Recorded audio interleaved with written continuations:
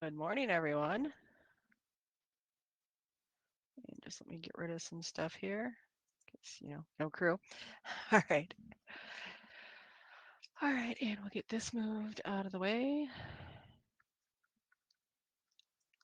All right, so good morning. Is everybody logged in and ready to have some fun? Type some code, learn a thing maybe, or not, up to you. All right, so this is our basic badge from yesterday. And if you don't have one, there is a link in the chat to just go ahead, and it's a public project. You can log in, clone a copy, and you're good to go.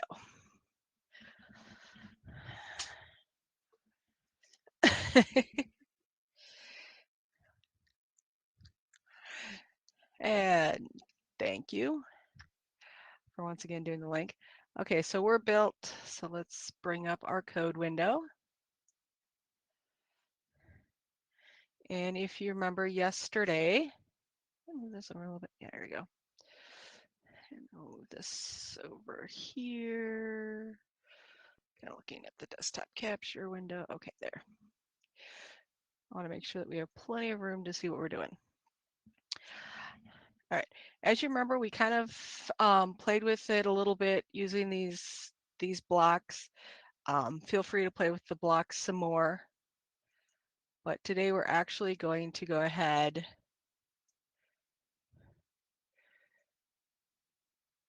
and write some actual code to go with our badge. Okay. So Tinkercad is nice in the way that it actually goes ahead, and any blocks that we had, it will automatically convert to code. But for this example, and what we're going to be working on, we don't have everything we need, so let's start working on that first. So first, let's go through what's happening here. Right now, we have what's called void setup. This code will run once at the beginning. It's what you use to turn things on and designate how things are going to work. So the first one of those that we have is pin mode, and it's referring to number 10 is referring to the 10th pin, where we have our button, and we're going to designate that as input. When we press it, we want something to happen. The next one we have already imported from our blocks is pin mode number 8 output. That was our LED that we had blinking at the end. And let's undo that. Control Z, baby. All right. Things got stretched weird, but I think we're still okay. So going back, pin mode number 8 output, that meant that the blue light on number 8 was blinking, or was actually, I'm sorry, read the code. It was actually turn on when we hit the thing. It's stupid mouse. All right, and then finally for setup, we had serial begin, 9600. And what that is that when you are working with an Arduino project and you have it plugged into your computer, it can send back either data or it can send back a graph if you've got a sensor hooked up, but we need to say, hey, turn on the serial monitor before when the sketch first runs, and we turn it on. So all of the action that we want our Arduino to perform is going to be in this main loop, void loop. That's a C, and all of this is based on I think it's either C or C++. It's a variant of C, so you're going to see those conventions, the semicolons, the curly brackets, the parentheses, the double equal signs, all those good things. So in our original example from the blocks, we had a simple if statement. If this is happening, do this. If not, do something else. And then the other thing that we've got going on here is delay, which is basically a timer. Wait 10 milliseconds. So if we break this down again, what we're saying that is if digital read, which is our button on, on pin 10 equals high, which is pressed, then we tell the LED on pin 8 to turn on. We also take our serial connection and print hello world. Otherwise, the light's off and we don't do anything. And just as a refresher, we'll simulate this for a second. So yeah, if you click the button, light turns on. No button, light goes off. And if we look at our serial monitor, every time it hit this line in the loop, it printed out another hello world. So we're going to build on this, and what we're going to do is we're going to say we're going to have the lights go in one direction, one after the other, unless you press the button, in which case they're going to go in the opposite direction. So we're going to need to add some things. First, we're going to have to make sure that all of our LEDs light up. So we're going to go back to void setup. And I'm kind of a lazy programmer. If there's a line where I only need to change one little thing, maybe, this again. Oh, stop the simulation and you can edit the code. All right, so I'm kind of a lazy programmer. So instead of going through and typing this out, you can if you want, not going to judge.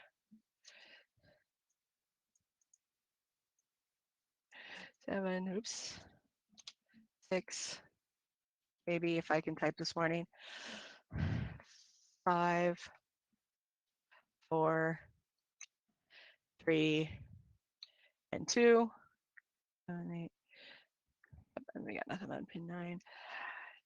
And then the serial we're going to leave, and the output stays the same. And I'll post it later today, probably to my own blog, because that's easier for me to edit. But I will have a link to this project and the online Arduino editor, because it's easier to share projects there.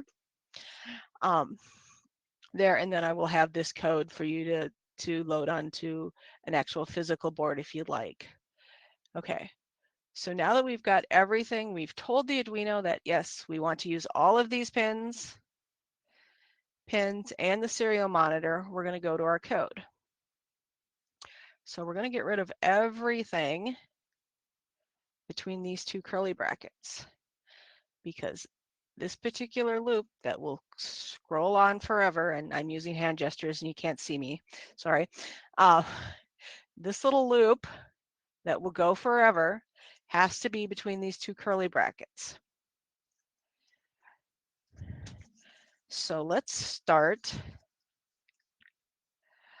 with our first little code block, and I am going to actually type this one in. And so to start with our first code block, I'm sorry, I forgot a couple of things. We need some global variables to be able to do this. And so I'm going to make 3 new global variables. These are things that we want to declare that these characters mean this, and they always mean this, whatever we're referring to them. We can change them because they're not constants, but we need to have a starting point for these things. So we're going to call the first one active LED, and we're going to by default set that to 2, which is the number of the red LED. Then, because we're going to be doing some trickery, and I'm not good with variable names, descriptive enough, we're going to call this one active LED 2. Not real descriptive. We could say 1, we could say 0, just something to keep it different from the first active LED. We're going to set this one to 8, which corresponds to, of course, the last LED in our set, the blue one. And then finally, we need to make sure, I got rid of it, that we have what the button's doing, because we need to know what it's doing so that we can trigger on it.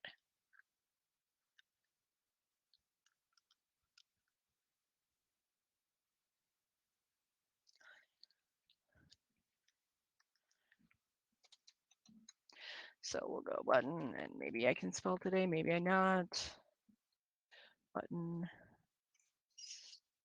state, and we'll declare that as 0. So we've got our new global variables. We've got our setup. So now let's start with this first bit of code, which, let's see, where did I have that? Sorry, I've actually got this code finished and printed out, and I apparently should have drawn on it a little more before I started teaching. Okay, there we go. Okay, so let's start with DID, right?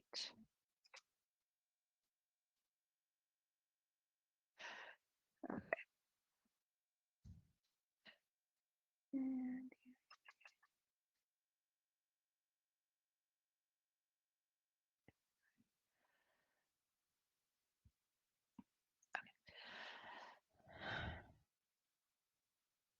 so digital write is actually kind of like it's a built-in function or object, because C is object-oriented.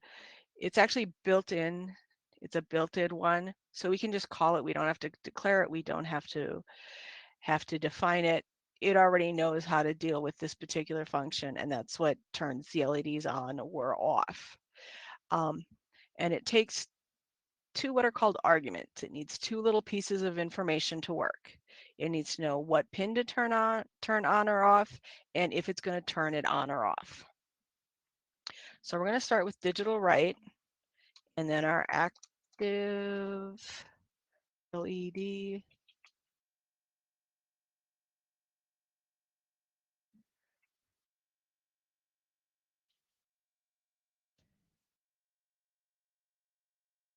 There we go. And then we separate the two pieces of data with a comma. And then we want to tell it to go high. And yes, case and all that good stuff matters. And we'll close that with, and we'll note the end of the statement with a semicolon. So now if we hit start simulation, the red LED turned on. Yay, stop. And so if we change this number, it is going to change which LED pops up. But that is in and of itself kind of boring. So let's add a little bit of action to this. So we want to wait. And to wait, we use the term delay. That's another built-in function of the code. So let's go 250, which is a quarter of a second.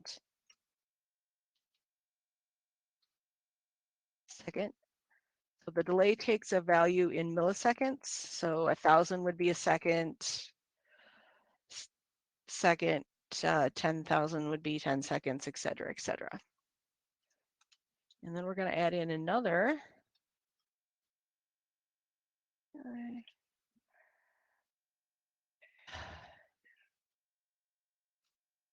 Right.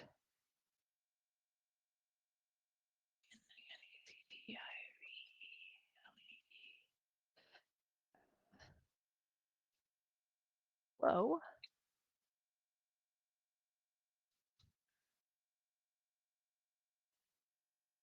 And then if we add in yet another delay.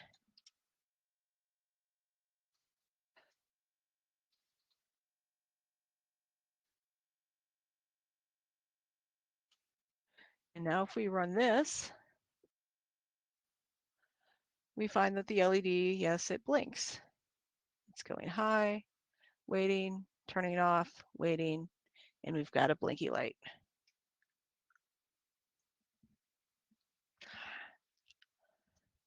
All right, so we'll hit stop so that we can edit our code.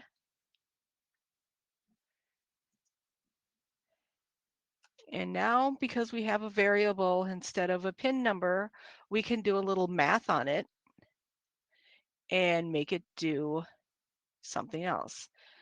And so we can make the variable change. So let's add in the little math piece, and we're going to say active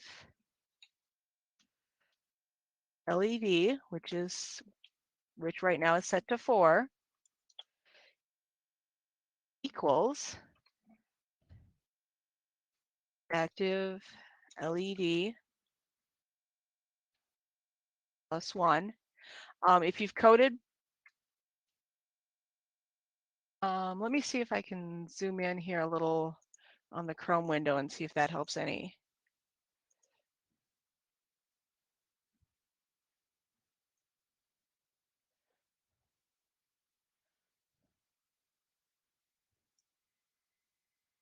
Did that help everybody? Does the text need to be bigger because as long as we can see this part of the breadboard, we're good. Yep. Okay, let's go up one more then. Wow. And let's move this back.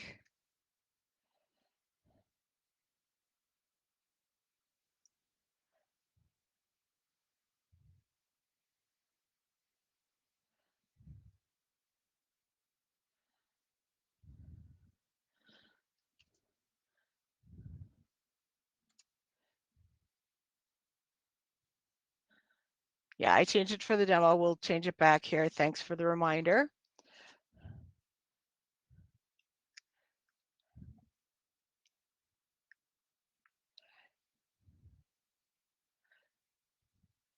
So now if we watch this, and we'll also take a look at what's happening in the serial monitor.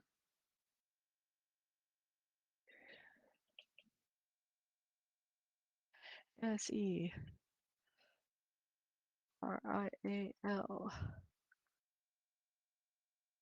dot T and for new line, and we got a big old typo. Let's try that again. Serial print line. And what do we want it to print? We want it to print active LED. And that statement. Okay, so now we've got it going. So now it'll start on 2, wait, turn 2 off. It'll take the active LED variable and add 1 to it. So it'll now be 3, and that's going to go through this loop again. And so if we start the simulation, whoops. Okay. And I have a typo. Expected LED low.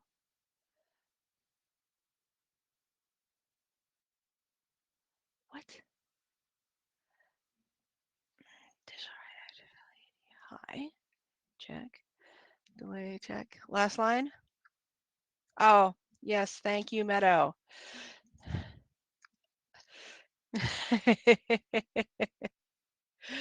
Oh, the joys of having to do things in live demo. Let's try this again. Expected a closed loop serial print. Okay, fine. Let's put everything in the right place. Okay, so now as you see, it goes through, and we've debugged it. It went through all of the LEDs one by one, and then it stopped. So if we go with the serial monitor, we can see that it's continuing to go up and up and up past our pins. So we need to fix that.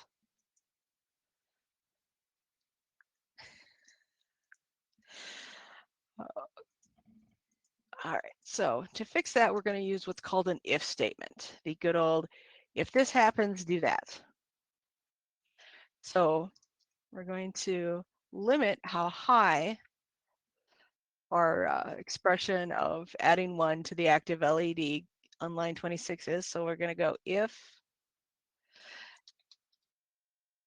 active LED is greater than or equal to 9. And you always need to go one above your last pin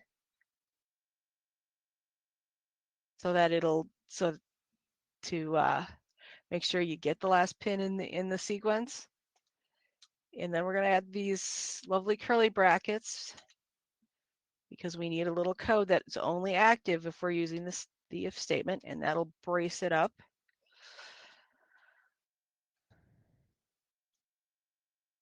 And so we're going to reset our active LED back to 2.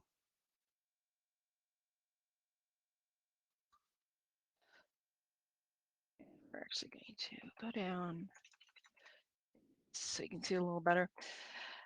Okay, so now we've got it going on, going off, adding 1 to move to the next. We'll get to see what number active LED it currently is. If the number is greater than 9, we're going to reset it to 2 and add a semicolon here so that we don't get another syntax error, because those are fun, especially during a live demo. And so now when you do it, it goes all the way to the end and starts over. And if we watch our serial monitor, it's doing the thing.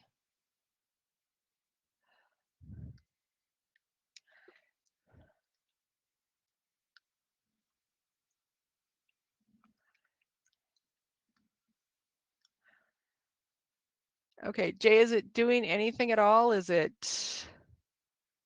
Nope. And you click, okay.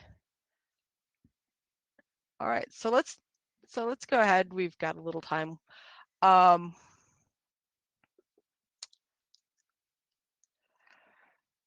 right. Huh.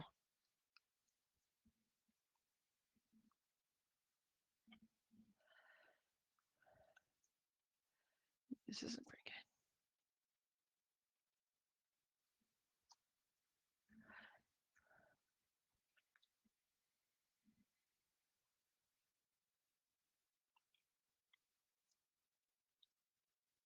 So you didn't put in the if statement and it wasn't doing anything before.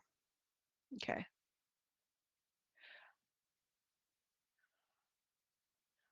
Go ahead and just drop the loop to that first digital write statement. Does that light up?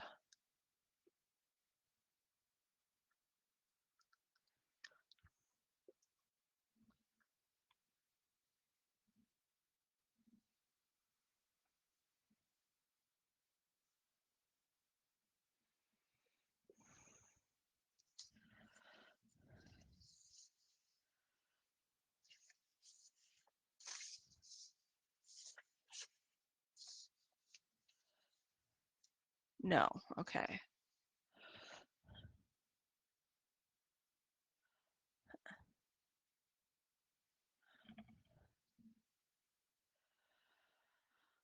Yes.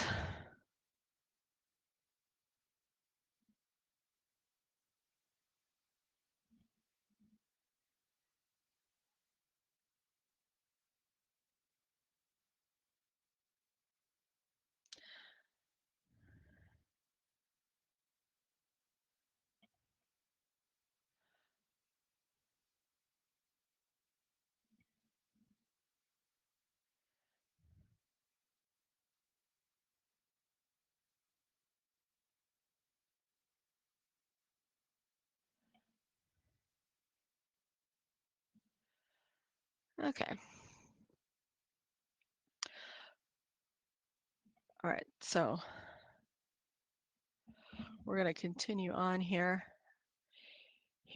So this is good. It's interesting. It does something. It would work for, a display, a pumpkin. Why doesn't it work? Why doesn't it work if I just say active LED equal to 9 then?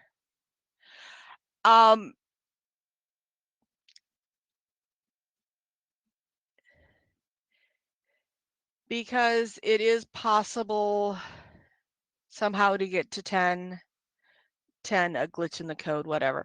It's just kind of a convention.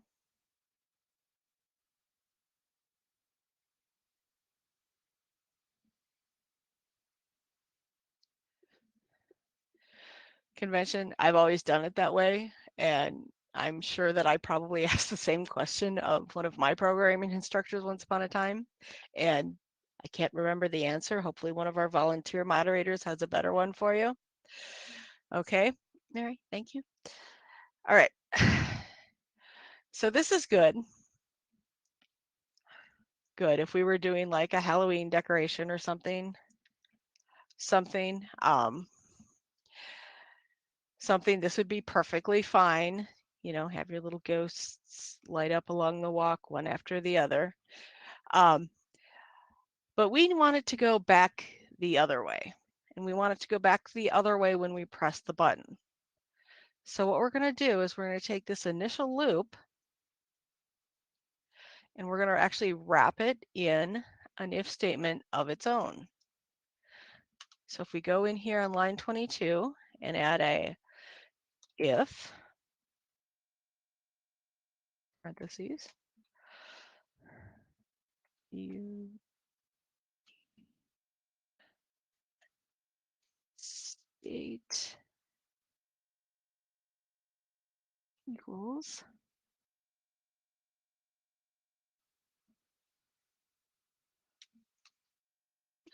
too many. There we go. Equals I.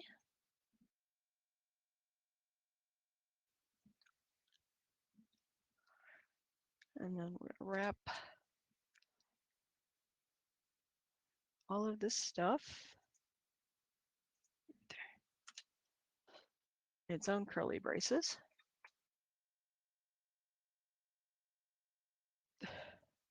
Thank you, Meadow. All right. So we've added the if. So this will only happen if we press the button as long as we read the button. So we're going to go ahead and back up a little more here and use our button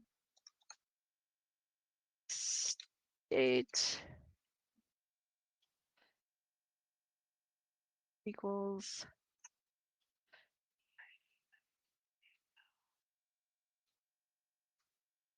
digital read, because we want to see what's happening with that button versus writing to it. And so now we have this one. So we added this one at the very top. So it does it first thing every time we hit the loop. And so basically we're taking that button state variable and having it equal what the button is doing.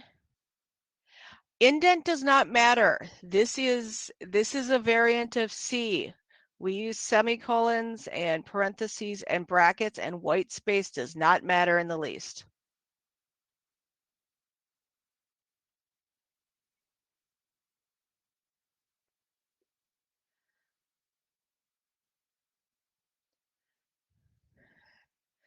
And this is why I still prefer C to Python. All right, so we've got our button. So we've got our variable for the button, and now it's going to take its cue from what this button is actually doing. And we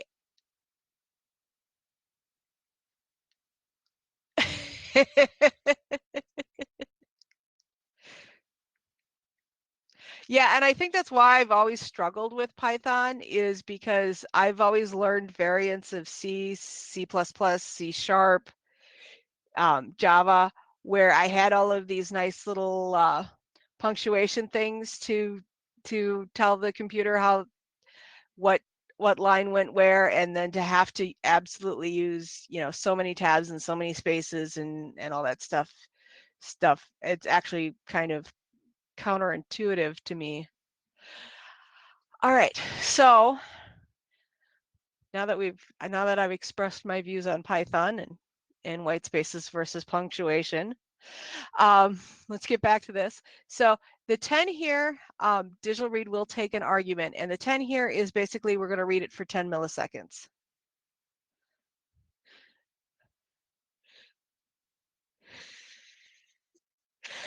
And so we've read it, and now if it's high, we're going to do the thing. If it's low, we're not going to do the thing. And so if I click the button, we get LEDs. And if I leave it open, but have the simulation still running, nothing happens. So, yay. Now we're almost there.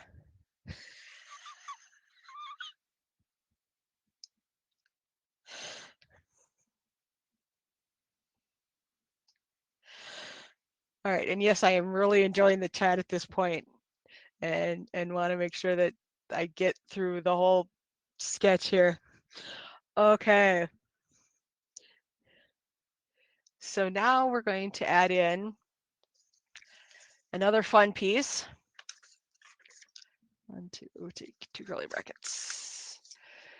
So we're going to go down here after the curly bracket, and to be perfectly pandemic, that should actually be in one.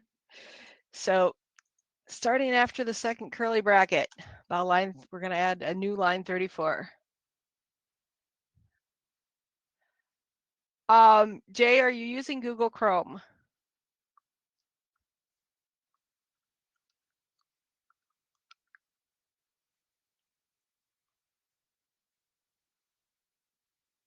Hmm.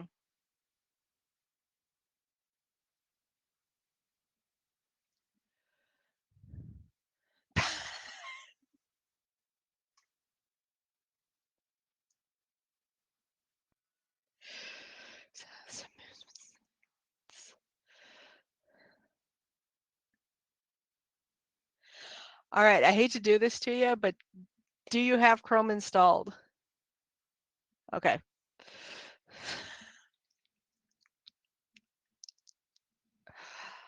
All right. So now we're going to update. So we have our if.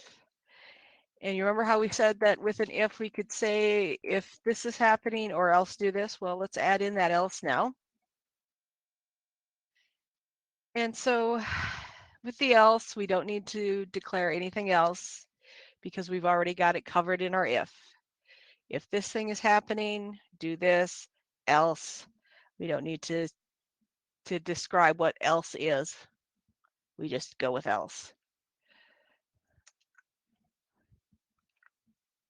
And so what we're going to do and is now we're going to take our active LED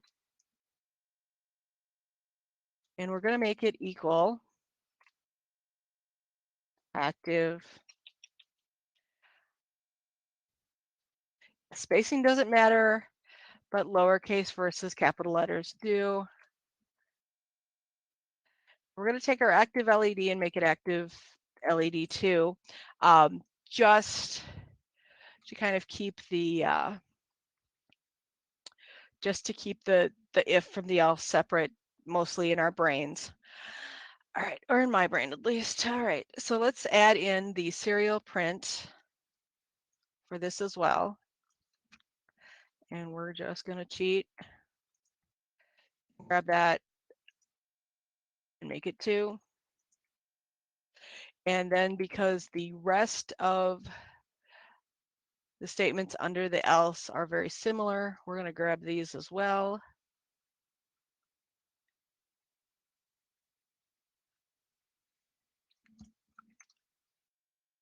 And just move them down here.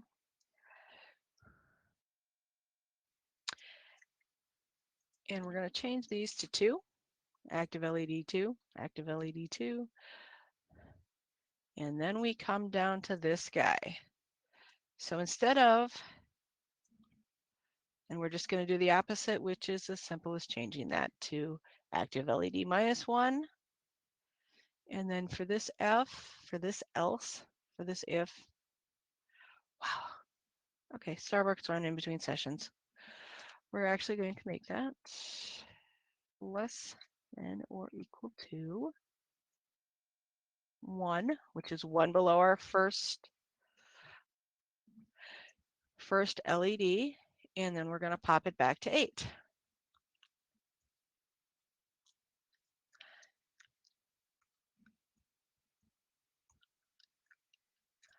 So now, assuming I didn't miss a curly brace,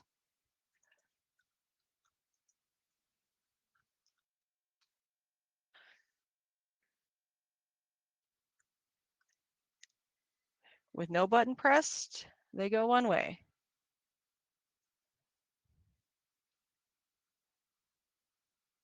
And with the button pressed, they go the other.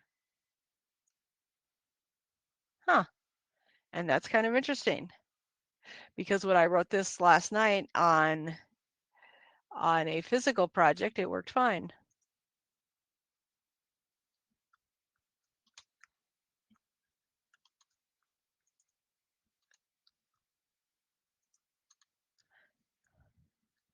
All right, so let's see what we're missing here. But state digital rate speed on network. Actually.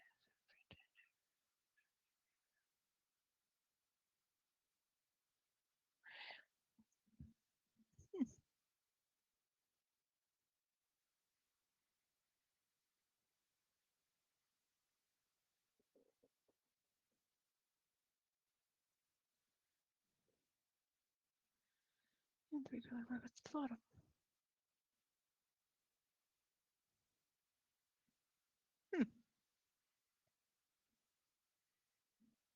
Oh, ha ha ha ha ha.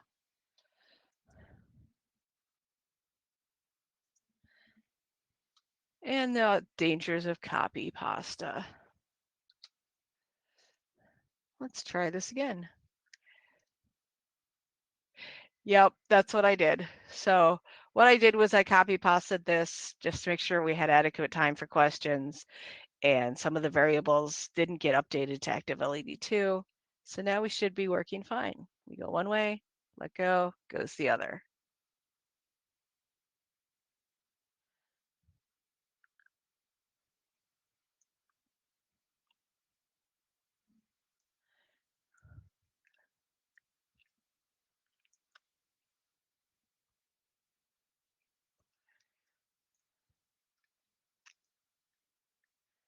Yay.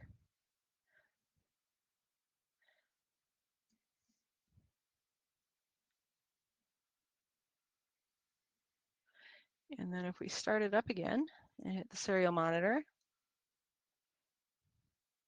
goes button pressed, maybe, there we go, 8, 3, 4, 5, 6, 7, 8.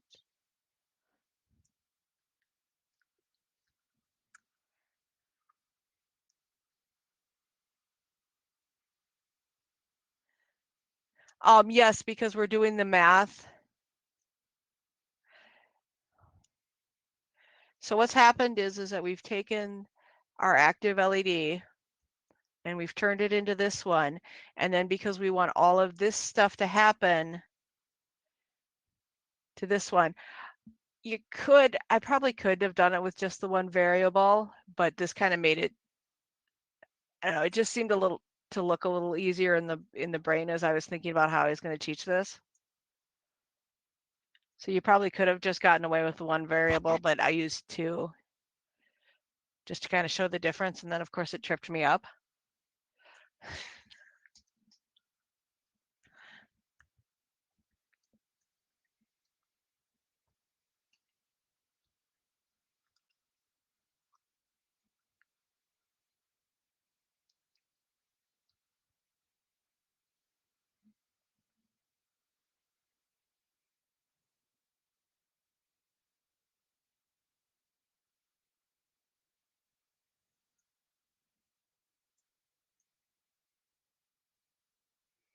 Does anybody have any other questions? We've got about 15, 20 minutes left that I can stay in this session.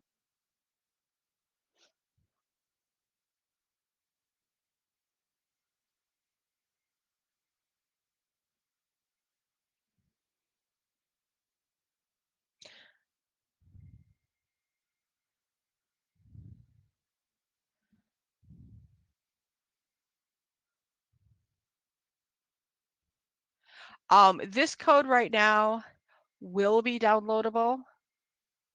Um, I will, the people that are doing the Diana website are just super busy today, but I do want to be able for you all to be able to have it today. So I will put it on my personal WordPress at techgirlmn.com. Let me bring that site up.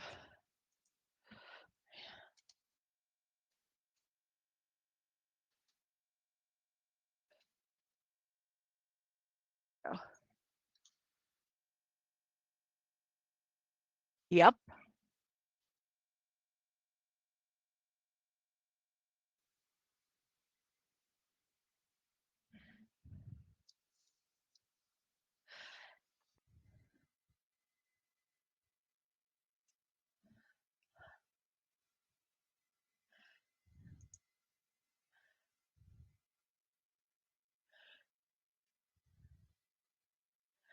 So yeah, I'll in between sessions here, throw on a TDI 2020 page and try to link everything there just so you have it and just so that it's archived someplace on the internet as well.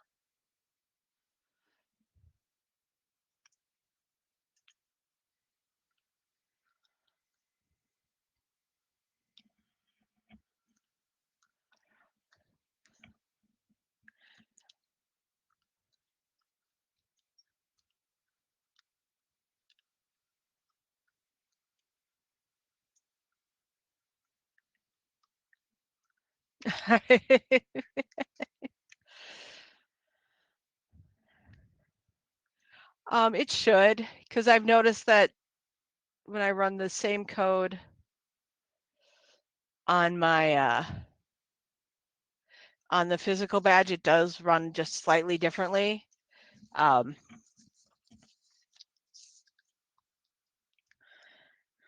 let me just take a look here because I've got the physical code that I wrote.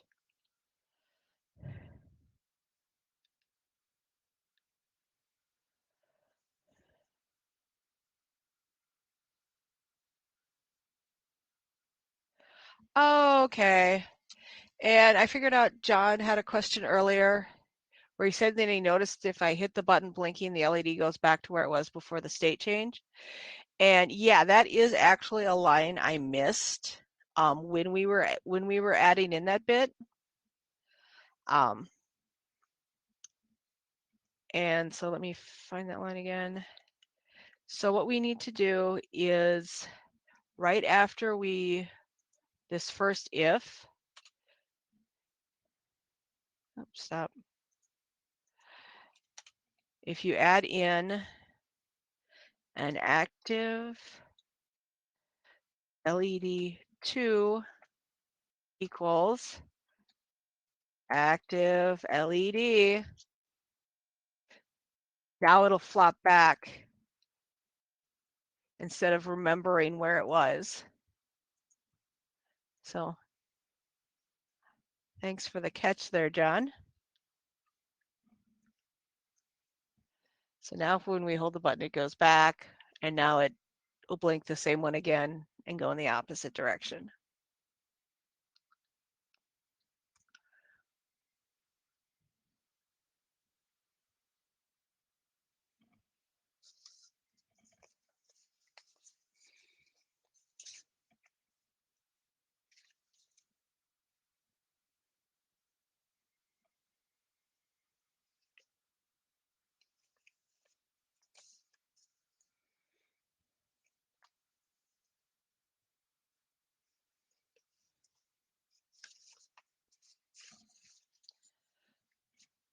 Hey, Ben, you still here?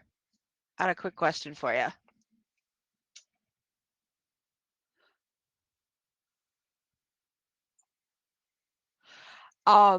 That code that I borrowed from your GitHub, do you mind if I put that on my blog, modified to fit this project?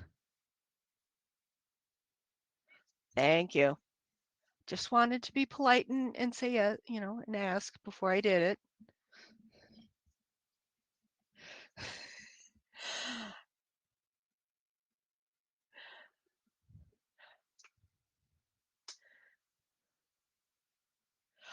All right, so it's 45 after the hour.